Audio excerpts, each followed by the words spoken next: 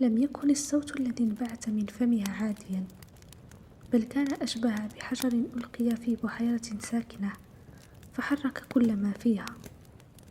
قالت جملة قصيرة وانصرفت، ولكنها لم تكن تدري أن تلك الجملة ستبقى تدوي في قلب آخر، كأنها لعنة نطقت ولم تسترجع.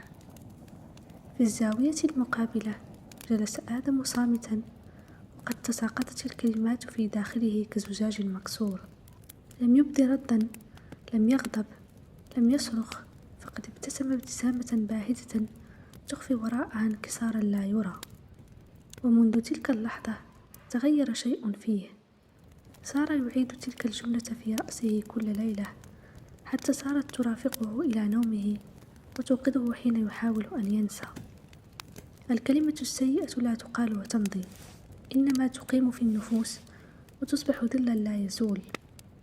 ربما قائلها نسيها بعد لحظة، لكن سامعها يحملها على ظهر قلبه أياما وربما أعواما. ومع مرور الوقت تغيرت نظرة آدم إلى نفسه، صار يرى في المرآة صورة غريبة عنه تردد ما قيل له: لست كافيا، لن تنجح، أنت عبء على الجميع. لم تكن تلك الأصوات حقيقية، ولكنها غزت أعماقه كالسم حتى صدقها، وحين صدقها بدأ يخسر نفسه. ذات مساء جلس أمام المدفأة يراقب النار وهي تأكل الحطب ببطء. فهم أخيرا أن الكلمة تشبه النار تماما، إن أطلقتها بلا روية قد تحرق أكثر مما تدفئ.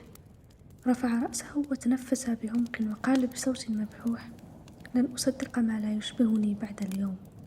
في تلك اللحظة بالذات سكتت الأصوات في رأسه، وتحولت الجملة التي كانت تؤذيه إلى جسر عبر فوقه نحو ذاته الجديدة.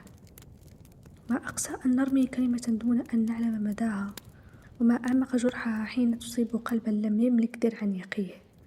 فالكلمة إما أن تقيم فيك حياة، وإما أن تترك فيك ركاما لا يصلحه زمن.